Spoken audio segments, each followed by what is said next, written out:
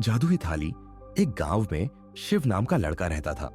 वह अपनी माँ और छोटी बहन के साथ रहता था। शिव जंगल में पहाड़ के पास गाय भैंस चराने जाता था। जंगल में एक बहुत बड़ा पेड़ था।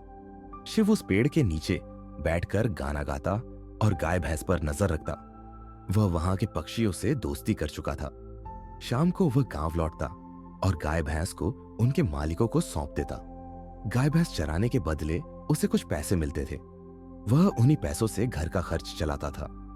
शिव अपनी माँ और बहन का ध्यान रखता था। वह उन्हीं पैसों से घर की जरूरत का सामान लाता था।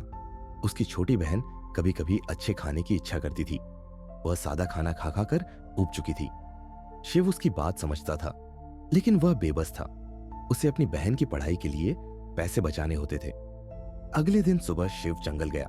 उसने देखा कि एक लकड़हारा उस पेड़ को काट रहा था जिसके नीचे वह बैठता था। शिव चिंतित और दुखी हो गया, लेकिन उसे एक तरकीब सूझी। सुनो लकड़हारे, तुम यह पेड़ क्यों काट रहे हो? तुम्हें शायद पता नहीं, इस पेड़ में रहने वाली चुड़ैल जो भी इसे काटेगा उसे परेशान करेगी। यह सुनकर लकड़हारा डर गया और भाग गया। लकड़हारे के जाते ही पेड़ की आत्मा प्रकट हुई। वह खुशी से बोली, तुमने मेरी जान बचाई। मैं तुम्हें इनाम में यह थाली देती हूं। मैं इस थाली का क्या करूंगा? ये कोई साधारण थाली नहीं है, ये जादुई थाली है। तुम इससे अपनी पसंद का खाना मांग सकते हो, लेकिन याद रखना, इसे दिन में सिर्फ एक बार ही इस्तेमाल कर सकते हो। धन्यवाद मेरे दोस्त। शिव बहुत खुश था, क्योंकि अब कोई भूखा नहीं सोएगा। उसकी बहन को भी उसकी पसंद का खाना मिल सकेगा। शाम को शिव घर आया। उसने अपनी माँ और बहन को सब कुछ बताया। वे बहुत खुश हुए। उन्होंने जादुई थाली से खाना मांगा, पेट भर कर खाया और सो गए। अगली सुबह शिव फिर जंगल चला गया।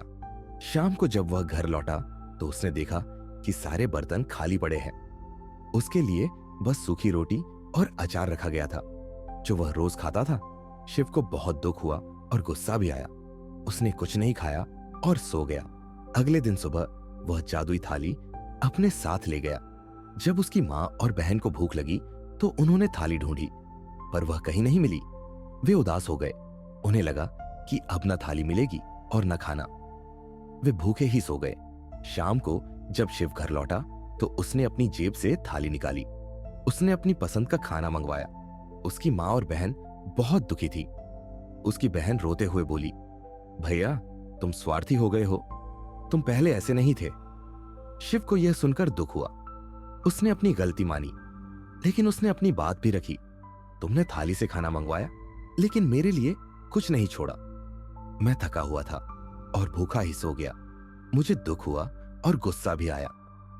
उसकी बहन को अपनी गलती समझ आई। उन्होंने खाना मिल बांट कर खाया।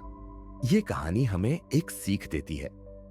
हमेशा याद रखें, हमें कभी स्वार्थी नहीं होना चाहिए। हमें दूसरों की जरूरतों का भी ध्यान रखना चाहिए।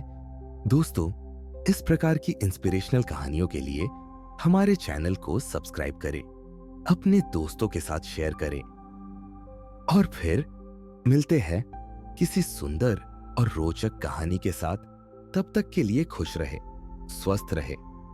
जय हिंद, धन्यवाद।